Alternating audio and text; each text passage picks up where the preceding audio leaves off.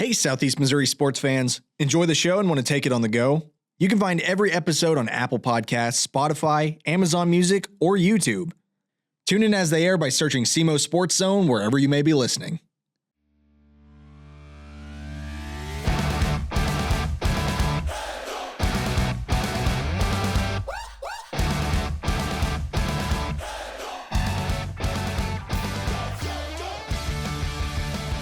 Okay, and welcome to the SEMO Sports Zone. Dave, we are right in the center of the SEMO Conference.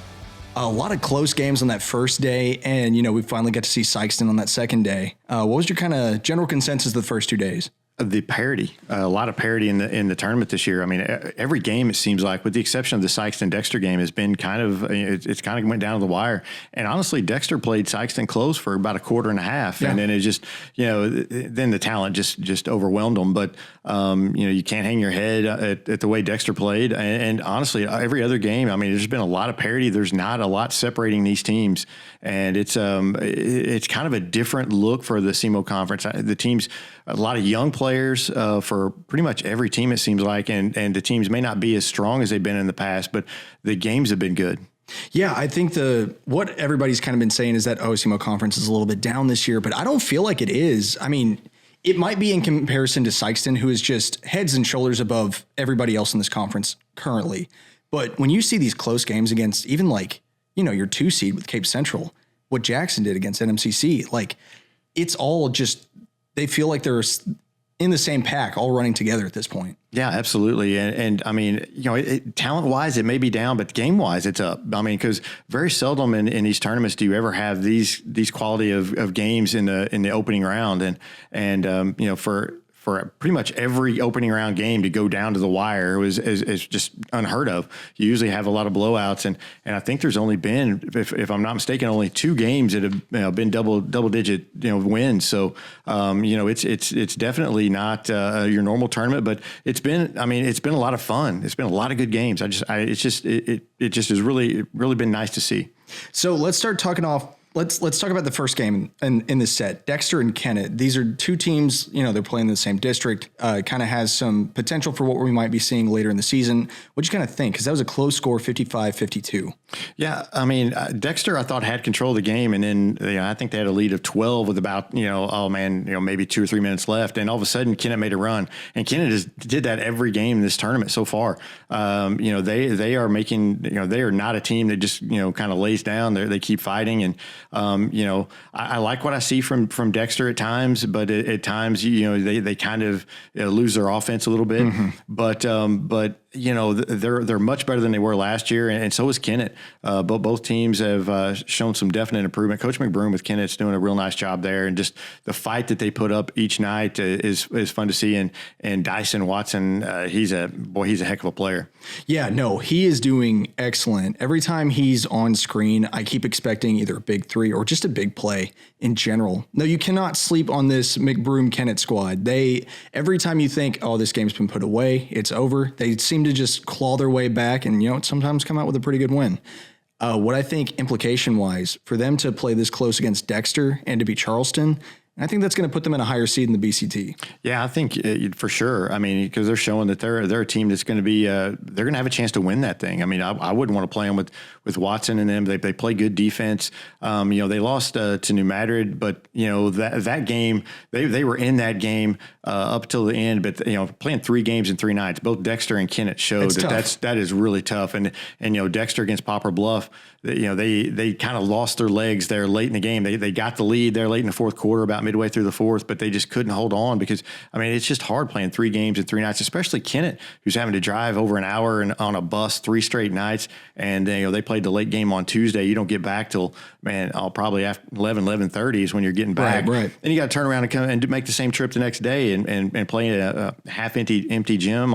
That's tough to do. Mm-hmm. And so both of those teams, I thought, put up great efforts. And I don't, both of them lost, Wednesday night, but I don't hold anything against them because that's a tough chore to go, play 3 straight nights in that kind of caliber of game too. Yeah, absolutely. Not like a very close game. So obviously these 2 teams were exhausted by the end of it too. Absolutely. But to be able to gauge each other, see what each other's got, going into the BCT, going into the postseason even, it's for Dexter, like you're kind of recouping your football program, like to, build back your basketball muscles.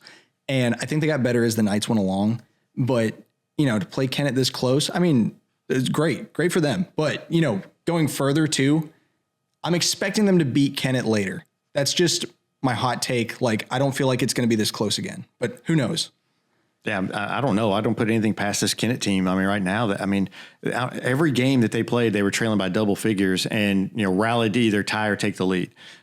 Yeah, I'll say I will hold my opinion as long as Kennett is losing late in the fourth. Yeah. I mean, and that's just coaching. I mean, just coaching. He's got them believing. He's got them playing hard. I mean, they just play so hard. They don't have the most talent in the world, but man, they get after it, and they don't have much size, and I think that's kind of hurt them. That really hurt them against New Madrid. I had the rebounds 36-13 in favor of New Madrid in that game on Wednesday, and it's just, boy, it was they just struggle rebounding the ball. But I did notice that Coach McBroom, he has the ability to switch up defenses a lot. Yeah, he does. And you could see that it gives teams fits. Mm-hmm. Like, and I feel like that's the best thing he can do in those situations where it's like, well, okay, we have to claw our way back, is just kind of needle at those little things, switch things up, and then you can get those points off of like, missed rebounds, things like that. Everything you need to just kind of set yourself back into the game and sometimes win it. Yeah, absolutely. And I like too how they spread the floor on offense. Give Dyson Watson some space where he can get to the rim, and because he does a nice job just getting to the rim and either shooting it or hitting the cutters to the basket. He does a really nice job with that as well. So let's move on to Jackson and New Madrid. Ended that game 43-39. I'm really surprised that New Madrid played this game this close, but at the same time, I really feel like this New Madrid squad is starting to warm up. Yeah, New Madrid's playing better. They're starting to, obviously they just, the more they play, the better they're going to get. I was a little disappointed in Jackson. I'm not going to lie. I thought Jackson would bring a little bit more. And sometimes it's hard to get up for those first round games. So we'll see as the semifinals go. We'll see if they show up a little bit better. But, just really the first night of the SEMO Conference Tournament was just a lot of bad shooting. I mean, just a lot of poor shooting. And I don't know if that's just not used to the field house, because it does have some different backdrops than people are used to seeing. It's kind of a little bit difficult to shoot in. But at the same time, Cole Deck, boy, he got off to a really slow start. I think he only had 2 points in the first half. Warmed up there in the second half, and they needed every point because New Madrid just hung with them. And New Madrid just – They had the ball there with a minute left, trailing 1, I believe, and we're going to hold it to the last shot. Just weren't able to get anything off, and then so Jackson was able to hold on for the win. But that was a close game, and just shows how even everybody is. Yeah, I think Jackson's probably going to warm up more against Cape Central. That's a bigger implication game than this game would be, but at the same time, I feel like New Madrid, their issues, like you said, holding the ball to the end of the half, things like that. I mean, I get the play calling, but to me, as somebody watching it, it just frustrates me a little bit because it's just like, just get 2 points. You send yourself over at the top of the half. There's no reason to. Obviously, there's reasons to do it. Yeah. I think the point was there they didn't have any timeouts. Yeah. So if you got into a fouling contest, you didn't really have any timeouts. You had a couple of guys in foul trouble. Let's just shorten this game, hold it to one possession, see if we can win this here. And Jackson did a really nice job. They didn't panic, and so I mean, Jackson did what they were supposed to do. They won the game, but a lot closer than what people thought. But I'm sure they're going to come out fired up, Thursday night against a Cape Central team. Obviously the rivalry goes well beyond the football field with them, and so I'm sure that those fan bases will get after it pretty good on Thursday night. Exactly. To me right now, I'm seeing Jackson as a very constrictive offense too. They'll probably wear you down in the first half and then really show up in the second. Will that be the same thing against Cape Central? Not really sure. Yeah, I don't know. Cape Central is going to be a little more, I think they're going to be a little more up-tempo than New Madrid was. New Madrid was content to kind of play a slower pace game. And I think both teams, I don't think it benefited either team in that game. I think they were just kind of struggling to get shots off and just really struggling from the outside. And I think it's going to be a little more up-tempo game against Cape Central. Yeah, let's speak about Cape Central really quick. Cape Central and Charleston, 62-56. Charleston played them pretty close too. Yeah, Charleston's guard play, it just really got after them. And you know, I think I said it in the last podcast, Cape Central's guard play worries me a little bit. They don't have just those guards that can kind of take control of the game. They've got some really good big guys inside, but you got to get them the ball, and you've got to have some good guard play. And you know, Charleston took advantage of that. And Charleston, you know, they're quick and they're getting better. Yeah, they're getting a lot better. They're just young. You know, start with 3 sophomores and a freshman, I think. I mean, they're just really young, and it's just going to take them a while to gel. And Cape Central is a team that they're well coached, but they've got a lot of size inside. They're tough to deal with, but you know, and again, they kind of did the same thing. It kind of seemed sluggish the entire game, but you know, I think they'll come out on Thursday night against Jackson fired up, ready to go. So this new coaching situation for Cape Central, to see it kind of more in person now, what's your kind of take on it? I still need to see a little bit more, but I mean, because that game was just so, I don't know about you, but I thought that game was a little disjointed. It just never really had a great flow to it. Mm-hmm. So it's kind of tough to tell what they're going to do. I think this Jackson game is going to be a little bit more of an eye opener for us as far as what he's going to bring. But you know, they seem very well coached. You know, and again, they've got those bigs inside that are just so tough to deal with. You'd better, you know, they're going to match up really well, I think, with Jackson because you know, both teams have some size and things. So I think they're going to match up really well with Jackson. I think that game's going to go down to the end, just like most of the games in this tournament. So let's move on to night 2. First game on the listing, Poplar Bluff and Notre Dame. I would call this a tale of two defenses. The tale of an ugly game is what it was. Boy, it was ugly. Neither team could make a shot. And you know, from what I've seen from Poplar Bluff in their 2 games that they played in the tournament, this is kind of what they do. They're going to get after you and guard you. They're not a team that's going to score a lot. I don't think they've got a lot of offensive options there. The Durdens are pretty good, but outside of that, I don't know if they've got a lot of offensive options. So I think they're going to kind of try to grind out some games, try to get some old Detroit Pistons style going, just play physical defense and really get after you. And you know, that's kind of what they look like that they're going to play, how they're going to play this year. So you know, and it almost worked against Notre Dame. Yeah. Notre Dame, Dohan, boy, he really took over there in the second half. He's a really nice player, and he got a little bit of foul trouble, but was able to stay on the floor and you know, kind of make some big shots for Notre Dame. And I think the senior, we talk about all the youth. Notre Dame is just full of seniors, and I think those seniors kind of helped them win that game. Just being in these big games for the last few years, I think has kind of helped them. Well, the thing I'm wondering about is just with how Charleston played Notre Dame. Do you think it was just a pressure thing that kind of made Notre Dame kind of crack a little bit? And do you think they didn't get the same thing from Poplar Bluff? I do think, I think Poplar Bluff's defense, just like Charleston, sped them up. When you speed up a shooting team like that, you know, a lot of times you're getting your shots off quicker. They're a little more contested, so you're kind of shooting them a little quicker. You're not in your full form. When they play a team like a Dexter, I think that's a team that they could take advantage of, because Dexter, if they sit back in that 1-2-2 that they run, you know, they're going to pass it over the zone, and you'll have a little bit more time to get your shots off, just not as quick on the defensive end. So I think the teams that kind of speed Notre Dame up are the teams that's going to give them problems. Sykeston's a team that's going to speed them up on Thursday night. So they're going to have to be ready. But also, I think Dohan, I think, is going to be a big factor in that game against Sykeston, because if he can have another big game, I think he can keep Notre Dame in it. Yeah, no, his shooting potential is pretty incredible, honestly. And his ability to, like you said, keep them in the game against Poplar Bluff, which I felt like it really got very constrictive. You know, that's impressive to me. Yeah. So to talk about Sykeston, because we finally get to see Sykeston in action, they took on Dexter, ended that game 79-37. Yeah, I mean, it was a slow start for them, though. I mean, Dexter hung in there for that first half. They slowed the pace down, which you knew Dexter was going to do. You know, Dexter and Coach Allen's going to have a game plan going in, and usually that game plan is we're going to slow you down, spread you out, and kind of try to frustrate you a little bit. And they were frustrated early. PJ Farmer got 2 quick fouls, had to leave the game, and that was some big problems for them. You know, they need PJ Farmer on the floor, especially early in the season, to kind of keep them in the flow of things and keep them running.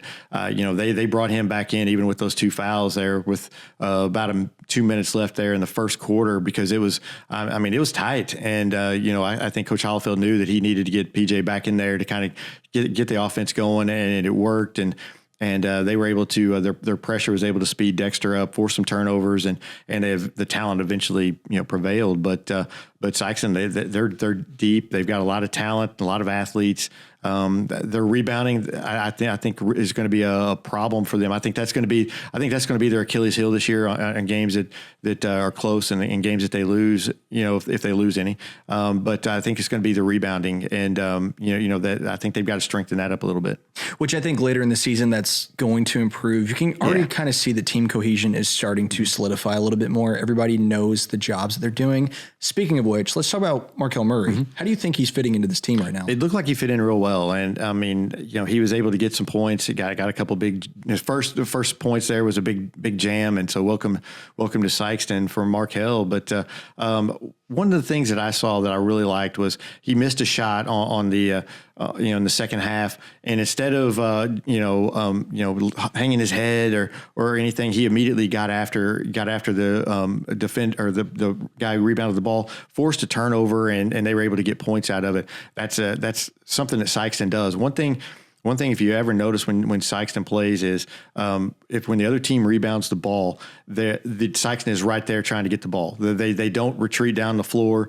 They're always active defensively, even when the other team gets the ball. And a lot of teams kind of relax once they get that rebound, expecting the team to retreat. Sykeston doesn't do that, and he's already kind of fitting into that mode, which is with only having a couple of weeks of practice with the team. I mean, he's already kind of doing that. So that's something I really like to see. And I think it's going to bode well. The more he plays with this team, the more he's going to pick up that chemistry, and the better they're going to be. What I've noticed too is that this is a very unselfish team. Yeah. Everybody is pretty even spread right now, and I think PJ Farmer had a night, 21 points, 7 rebounds. So he's already making himself a playmaker on the court too, and I think he's going to provide that leadership that I think the team needs. Now, who's going to pick up after him? I mean, that's a bigger question, but I think Hollifield's going to get to it when he gets to it. Oh, yeah, absolutely. And McCrae's been, he's really stepped up this year so far, LeCarrion McCrae. I think he's let him in scoring a couple of times, but he's kind of, flies under the radar. People don't talk about him. They always talk about, Sadler and Tristan Wiggins, but man, McCrae really he can score the ball and he can defend. And Chris Artis as well. He's another one that kind of flies under the radar. He's been around for a few years. They do a lot of good things for him. They do a lot of things that don't show up in the box score, but they share the ball well. And the entire team does. And that's kind of a Coach Hollifield staple. Is he makes sure everybody, the ball's spread around and everybody gets touches and stays part of it. He substitutes very liberally. And, he'll play a lot of guys and that keeps him fresh as the year goes on. And I'm sure Hollifield's already looking at film of the other teams in the SEMO conference, and just knowing how young most of them are. When do you think that starts to be all these teams are just completely on the radar? I think they're all on his radar right now. I mean, he doesn't overlook anybody. I promise you that he's been talking Notre Dame since the moment they ended their game against Dexter. He was talking about Notre Dame, and he's always talking Cape Central. I mean, you can go preseason and he's talking Cape Central because that's kind of been their big rival, the one team that's always seems to be in their way. I know they're talking some Farmington this year, even though they're not in the SEMO conference in basketball, but I know that they're in their district and Farmington's going to be really good this year. They're kind of worried about Farmington because they played them so close last year, return everybody, and the district's going to be up there. So I mean, he's constantly on them. They don't overlook anybody. They really are his coaching staff is really, really cognizant to that fact that we're not going to overlook anybody. And I think that, I'm sure they've been dialed into Notre Dame for the last couple of days now. So let's move on to talk about Kennett and Charleston. Ended that game 77-74. And if you missed it, like some of us in here, me, who walked back in and just said, what the heck just happened? What did happen in that game? Yeah, that was it was a fun game. At the end of the first half, I believe it was Flakes who hit the half court 3-pointer, kind of cut it to 9. And we were talking amongst ourselves, Joe Northern and I, saying, that could have just put them back in the game because Kennett just never quits. And they just continued to come at Charleston. Charleston just couldn't put it away. They got a little frustrated because, and all of a sudden, next thing you know, Kennett's got the lead. And Dyson Watson just put on a show in that second half. And Charleston just never adjusted. They just never adjusted to take away that drive that he was doing. it was just a team that would not quit, and Kennett just wanted it more than Charleston, in my opinion. And Charleston seemed a little tired in the second half. Kennett wasn't, and Kennett just showed that they wanted it a little bit more. And you could tell from Coach McBroom's like kind of reaction to the game afterwards that he was just like, I'm ecstatic that we won. I'm glad to see that like the things he tried in that game too worked out for him, especially if you're really trying to just whittle down Charleston. I think what he did, like the adjustments you had to make, like they really paid off. Yeah, absolutely. And, that second half, they just, again, they spread the floor real well, opened up some lanes for Watson to get to the rim. And he does such a nice job of knowing whether to take the shot or dump it off. And they have cutters coming to the basket. It's just a really nice offense. Whenever a team's playing man to man, they just kind of spread them out. And Charleston just never was able to collapse down and stop Watson enough to get the stops they needed. And missed a couple of free throws there at the end, and it just nothing went right in that fourth quarter for Charleston. So let's move on to the games we saw Wednesday night. To start us off, Dexter and Poplar Bluff. See, to me, this is just my old school mentality of when I was in school. Poplar Bluff is always that school where it's like, we just don't like you. Yeah. And I'm a Dexter guy, so to me, this is a rivalry game. Yeah, and it was just a slow start to the game. And again, that's just kind of the way Poplar Bluff plays. Poplar Bluff's going to get after you defensively. They're not a team that's going to put up a ton of points. And they got after Dexter, sped Dexter up a little bit. Dexter was a little slow out of the gate. Again, they're playing 3 games in 3 nights as well. That's not easy to do. And you also don't get time to really prepare because I'm like you had to prepare for you had to prepare for Kennett. That was the main game you had to prepare for. You really didn't get much time to prepare for Sykeston, but you had to I'm sure they talked a little bit about it just in case they were playing them. Well, I mean so Poplar Bluff kind of gets overlooked in that situation, and maybe you have a walkthrough before the game to kind of go over what they do, but you really don't have time to prepare for that either. So, in that case, it's difficult for those teams. But at the same time, I thought Dexter played well. They fought. They got the lead there in the fourth quarter. Just couldn't hold on. And hats off to Poplar Bluff. They were able to they fell behind, but they didn't panic, and they were able to get the lead with their leading scorer on the bench. He had fouled out, so they were able to do that without their leading scorer. So kudos to them, and I think that's going to be an interesting game between them and New Madrid on Friday night. Yeah, they're definitely a sleeper team, I would say. And what I think they're going to do on defense, if they can hold New Madrid to the same tempo that they held Dexter to, it's definitely going to shift things, especially if you can build up a 20-point kind of deficit going on. It wasn't exactly that at the half, but the numbers on the screen, like it was around that area. Yeah, it wasn't, Dexter made a little run there at the end of the first half against Bluff, but they were down, and Bluff had completely outplayed them in the first half. But kudos to Dexter. They came out, they made some adjustments. They played a little bit harder in that second half, got back in the game, and so it was a real nice job from them. And they just kind of ran out of gas. But Poplar Bluff, they're a good team. They're going to be there at the end of the year, and they're just in that district. They're going to be probably a 4 or 5 seed, I would think, and they're going to have. I think they're going to have a good record by the time the end of the year. And I just think since we'll get to Kennett in a second, but Kennett and Dexter both being out of the SEMO conference, you're looking forward to kind of, next week and then BCT. Obviously, I think Kennett's just going to be right underneath Dexter in seeding at this point. So we'll see how that goes.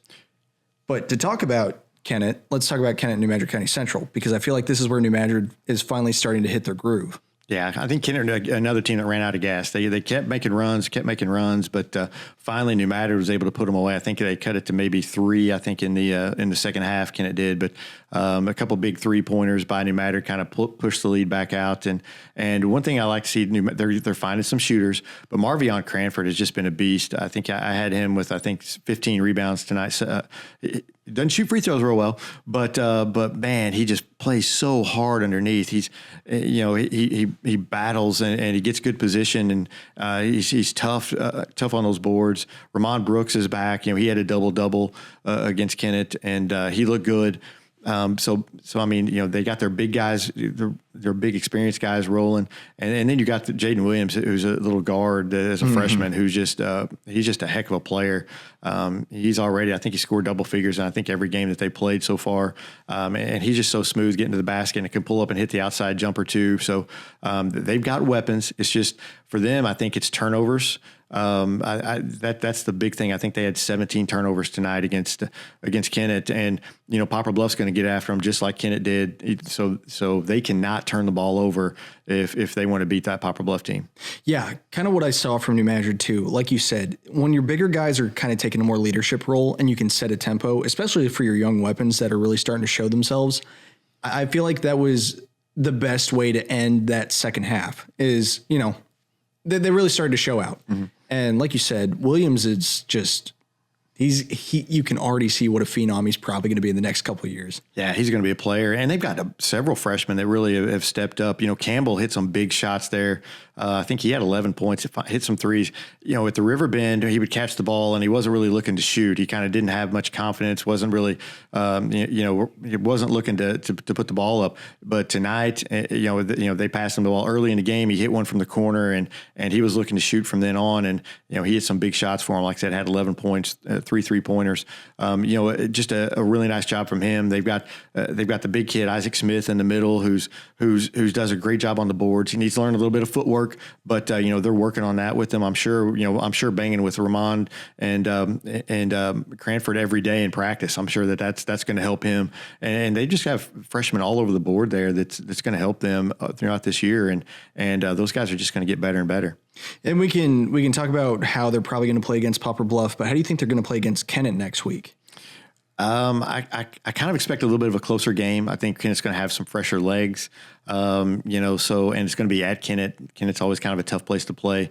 I'm not, New Madrid can win the game for sure, but it's going to be a lot closer game. I think that'll be one of those. That'll be one of those games I think that goes down to the wire. But then again, New Madrid's going to have time to game plan and try to find a way to stop Watson and stop that drive. So we'll see how they play it out. But I think it's going to be a really good game.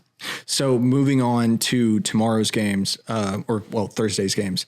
Let's talk about Sykes and Notre Dame. What do you think that's going to? Well, I thought Notre Dame's a team that could give Sykes some problems, but after watching, Monday or, Tuesday night's game, Monday and Tuesdays, I don't think that, I don't know. I just don't see that, I don't see it. I don't see what I was thinking. At the same time, for one, I think Notre Dame's going to have to get Dohan the ball in the post, have him bang around with Sadler. Sadler, he's not a guy that plays with his back to the basket. He's not a guy who can block some shots. He kind of stays in there and kind of swats at shots.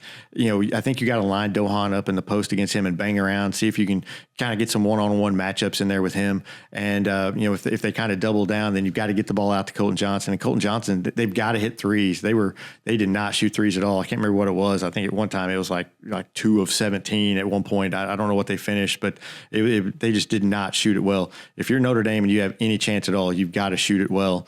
But if you're Sykes, then you just got to get out, continue to play that defense, force turnovers, get an up and down game going, and use your bench. And I think that if Sykes can do that, I think they'll be successful. So just moving on to Cape Central and Jackson. What do you think about that matchup? I think that's going to be just a knockdown drag out. I think it's, what we wanted to see on the football field. I think, I think that, I think they match up really well. It's just going to be which team can make the shots down the stretch, and we'll see how they match up. Again, we're kind of new to this Lamont Frazier era at Cape Central, so we'll see how he plays in a game like this. And man, it's that's going to be a lot of fun. I'm looking forward to that one. So. But I don't know. I don't know what's going to come into that game. It wouldn't shock me if either team won. Yeah, I think too. Just taking advantage of these are both two teams that are completely fresh. They've had 2 days basically to sit and watch. So I couldn't tell you who's going to win. My heart's telling me Cape Central, but at the same time, I don't know. Jackson can make some noise like we expected them to. Yeah, for some reason, I think Jackson's going to come out a little bit stronger than they did on Monday night. And I think that, I don't know, I just feel like that they would be my pick if I had a gun to my head, but Man, I mean, that would be hard pressed. I'm going to say a 5-point separation, though. Oh yeah, I think it's going to be really close. I think it's going to be one of those games that may go down last possession, and that's going to be that would be a great end to the Thursday night games if that game went down to the wire, because I'm sure that place is going to be packed, and because you're going to have everybody in there for the Sykeston game. All the Sykeston fans, I'm sure, will stick around to see who's going to win that Cape Central Jackson game. So I expect a packed gym, and it's just going to be a lot of fun. Now, not to count Notre Dame out, but just to broach the argument, say Sykeston wins that game against Notre Dame, who do you think is going to give them the most trouble between Cape Central and Jackson? Oh man, they both have. I think they both have something that's going to cause some problems in height. They both rebound it well. I think probably Jackson causes them the most problems, just because Cole Deck, he's 6'6", but he can go out and hit some shots outside. That Ernst kid, the freshman, is really good inside. I don't know. For some reason, I think Jackson gives them the most trouble. But I don't. I think that I would like to see how Cape Central plays Sykeston. I would like to see that game, just because that's going to be kind of a district preview, you would think. And so, you kind of want to know how those teams stack up as they get ready for, to make this run here outside of, run into Christmas and then toward the district tournament. So we'll probably wrap up Sunday, but just kind of your midway thoughts. I know you've already said it before, but just compared to other SEMO conferences, what's kind of like your gauge levels? Like, is this an enjoyment one? Is this kind of just like feel everything out kind of one? But it's a tournament that's got maybe not as much talent, but it's been a lot of fun games. Yeah. Every game kind of goes down to the wire, and like you said, parity. Yeah, a lot of parity, and a lot of young talent. I don't remember a time that the SEMO conference has had this many freshmen and sophomores that have been making a difference in these games. I mean, Jackson's got Ernst. You got freshmen all over the place with New Madrid, freshmen all over the place. With Charleston. I mean, you've got just a lot of young talent on these teams, and it's fun to see what this tournament is right now, but what it could be a couple of years from now when these guys develop and are and everybody's kind of talking about them. So yeah, not only is this a fun tournament just because of the parity, but it's also a fun to look and kind of look into the future. Like, boy, we could have some really, really good tournaments coming up here in a few years. I think it's a good showcase. Absolutely. I think what some people have to do is temper their expectations, because it's not going to be the New Madrid Sykeston game of last year. Like, you're not going to get that for probably a while. But, take this for what it is. It's a fun showcase of very fresh teams that are going through some reworks, everything like that. And, to have this many close games, like, that's been great to see. Yeah, and I keep getting messages like, well, Sykeston's going to beat everybody by 20 this year. And, well, I mean, that may happen, but I just don't see it. This is a Sykeston team that I think is good and has the ability to be really, really good. But, they're not there yet. They struggled against Dexter in that first half, and they're a team that can be gotten. Wouldn't shock me to see them play a close game in this tournament, and teams give them some trouble. It's early in the year. You haven't, Murray's not fully into this offense yet. And so, it's again, this parity though with all these other teams is really nice to see, and man, it is, like you said, a showcase for not only some of these teams this year, but for what the future could be. Yeah, and I'm not going to say like I know Coach Hollifield personally or anything, but I can kind of see from his mentality that he wants his team to be tested. Yeah, absolutely. And I know, they've upped their schedule a little bit this year in order to be tested. They're going to play Father Tolton. They're going to play Principia. They're going to play some really nice St. Mary's. I believe they're playing them this year. Who's going to be a team that's in District 2 in Class 5 that's going to have a chance to win that, going to have a chance to win state. So there's a lot of teams that they've really kind of boosted their schedule up this year to try to try to be tested and be ready for that district tournament and state run if they can get out of districts. So let's talk about a couple of games from around the area just really quick. Risco-Oran 77-42. Risco is now in the BCT. That's official. Yeah, good for them. I'm excited to see Risco in this. They've been wanting to be in it for a while, and I think this is a really good team for them to go. to go into the BCT this year. Yeah, it's a shame how they got in, but it's great that they're in because I know Coach Blankenship has been wanting to be in this tournament for a long time, and I know there's going to be a lot of excitement, not just with their team but their whole community, and so that's going to be fun to see. It's always nice to see teams like that get in the Bloomfield Christmas tournament, and they're playing well. They lost to Bernie. They might get another chance at Bernie in this tournament. So good for them, and it's going to be fun to see how they match up this year. Because they have one of the better teams that they've ever had. So go to the Bloomfield Christmas tournament for their first time. Maybe get some make some noise in the tournament. And East Carter County is in there as well. Yeah. I guess it's just East Carter now, but they've been in it in the past and left the tournament for a while, but they're back in it and they've got a pretty good team this year too. So that's going to be fun to see two new faces and some interesting games. I think will come out of that. Yeah, I feel like we're losing some competitiveness overall, but it's not a net loss. We are still getting two teams that are going to bring a competitive edge into this tournament and play some. I feel like play some teams that like really want to win against them again. Yeah, like Bernie, Yeah, absolutely. I think you would love to see Risco Bernie match up again. I think it was a fun time. It was fun the first time. It'd be fun to see another time. But I think the addition of both of these teams is good for the tournament. It kind of brings a little bit of fresh air, with especially with Risco, because like I said, everything I've heard, Risco is just super excited to be in this tournament, and good for them because like I said, I do know that they've been wanting to get in this tournament for a long time. And just to speak on Hayti, looks like they're not missing a beat going up against Osceola, 85-74. Yeah, Hayti is a team that's got a lot of athletes. I know that we won't see them at the Christmas tournament now, but we're going to see them over the course of the year. And that's a team, another team that's really young, got a lot of young players. We'll see how they develop over the course of the year. But typically Osceola is a pretty good team, and they took it to them pretty good. And then finally on my list, Crothersville 66, Kelly 60. I was actually pretty surprised by the score. Yeah, Crothersville, again, they're getting their basketball legs back. And they took Jackson, played Jackson close. They played Poplar Bluff close. And Kelly's got some really good players. Ross Peters for Kelly is a really, really good shooter. And Kelly's not a team to be overlooked by anybody. But so that's a good win for Crothersville. They're another team. I think they're playing a tougher schedule to try to get ready for districts. And I think they're going to. They're a team that's got a lot of talent. And that could be a matchup there with East Prairie. Coming down the line in that district tournament. All right, so let's move on to a little game I like to call Who'd We Forget, also known as Top 10 Power Rankings. So to start it off, my number one, probably your number one, Puxico. Yeah, mine's Puxico. Mine's going to be very similar to last week, although some teams have kind of fallen a little bit, but the tops of mine are pretty much similar. My number two, Scott City. That's my number two as well. My number three, Woodland. That's my number three. So we're in lockstep here.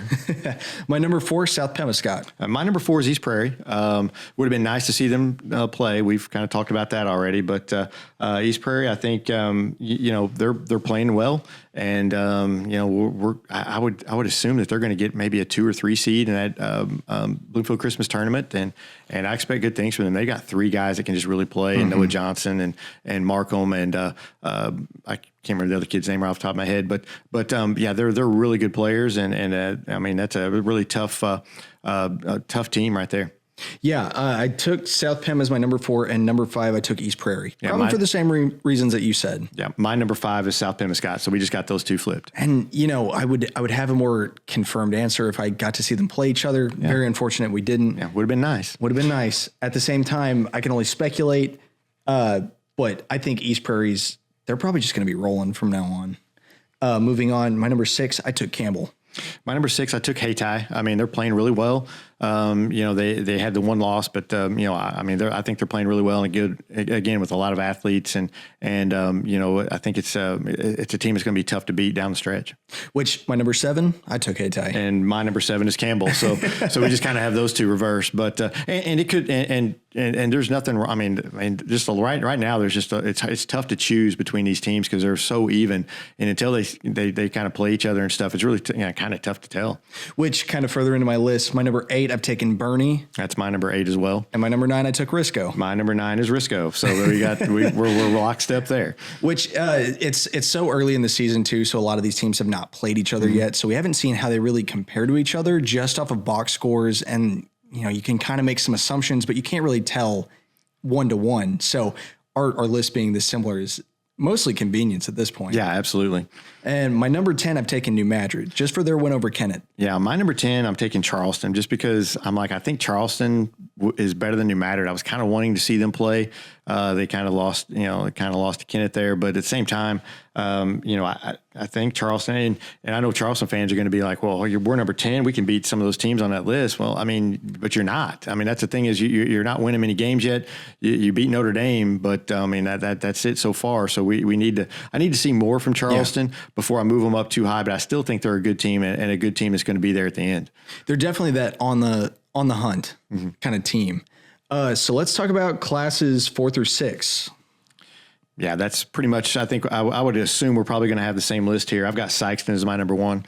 Sykeston number 1, Cape Central number 2. Oh, there we go. I got Jackson number 2. Which I think this is how this went last week, too. Yeah, but again, we talked about it. It could be either way. I mean, it's a coin flip right now, and after Thursday night's game, this could easily change. So, this will come out Thursday morning, and by Thursday night, my pick maybe is.